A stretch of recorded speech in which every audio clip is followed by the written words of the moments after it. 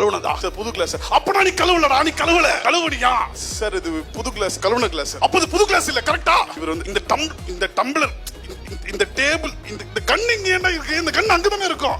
அதெல்லாம் இல்ல சார். கண்ணு இங்க வைங்கன்னு சொல்லி கண்ணு அப்படி வச்சுட்டாதான் நெக்ஸ்ட் வந்து சொல்லியிருக்கான், ஐயா எனக்கு வந்து சிரிக்க தெரிய மாட்டேங்குது, சிரிப்பு வரல அப்படி சொல்லியிருக்கான். அதுக்கு அவர் சொல்லியிருக்காங்க, ஒரு டாக்டர் கிட்ட போறேன். டாக்டர் கிட்ட போயிட்டு, சார் வந்து எனக்கு சிரிக்க தெரியல, சிரிப்பு வரல, சிரிப்பு வர மாட்டேங்குது அப்படி சொன்னான். அப்போ டாக்டர் சொல்றாங்க, ஓ சிரிப்பு வரல, என்னங்க என்ன இவருக்கு என்ன மருந்து கொடுக்கறது? சிரிப்பு வரல, சிரிக்க தெரியல, என்ன செய்யறது இவனுக்கு? அப்ப சொன்னா, அங்க பக்கத்துல ஒரு சர்க்கஸ் இருக்கு, அங்க போங்க, அங்க போனீங்க தான் வந்து அங்க நிறைய ஜோக்கர் இருப்பாங்க, அந்த ஜோக்கர் பண்ற சேஷ பார்த்து உங்களுக்கு சிரிப்பு வரும் அப்படி சொன்னாங்க. அதுக்கு அவன் சொன்னா, ஐயா ஜோக்கரே நான் தான், எனக்கு சிரிப்பு வர மாட்டேங்குது, என்ன செய்யறது?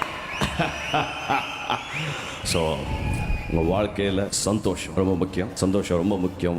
சந்தோஷம் வேணும் அப்படி சொன்னா உங்க கூட இருக்கவங்க, உங்க நண்பர்கள், உங்களுடைய பெற்றோர்கள், உங்களுடைய கூட பிறந்தவர்கள், அவங்களை வந்து நீங்க கவனமா பார்த்துக்கணும். ரொம்ப பெருமையா இருக்கு, ரொம்ப சந்தோஷமா இருக்கு. இந்த மேடையில கார்த்தியோட சிரிப்புல பார்க்கும்போது எனக்கு நானும் கூட சேர்ந்து அதை பார்க்கும்போது ரொம்ப பெருமையா இருக்கு. சின்ன வயசுல இருந்து கார்த்தி எங்க அப்பா அம்மா கிட்ட நிறைய என்னை பத்தி போட்டு கொடுத்துக்கிட்டே இருப்பாப்ல. அது நிறைய இன்டர்வியூல நானும் சொல்லியிருக்கேன். இடிக்காத ஒரே ஒரு நாள் ஐயோ அண்ணன் இப்படி போட்டு கொடுத்துருவோமே அந்த பாவல. என்ன மாமா சௌக்கியமா? என்ன அத்தா சவுண்ட குடுக்கலாம்ல? அப்படி பாக்காதீங்க, ஒரே வெக்கமா வருது. நம்ம ஆடு ஆடுவோம், இவ்வளவு அழகான பொண்ண பக்கத்துல வச்சுட்டா எப்படி ஆடும்? அதனால இப்படி வாங்க. தளபதி 69 போட்டோ பார்த்தேங்க. அதை பார்த்தவனே மனசுக்குள்ள சும்மா அப்படி ஆயிடுச்சு. அத பத்தி உங்ககிட்ட பேசலான்னு நானும் ரொம்ப ஆசைப்படுறேங்க.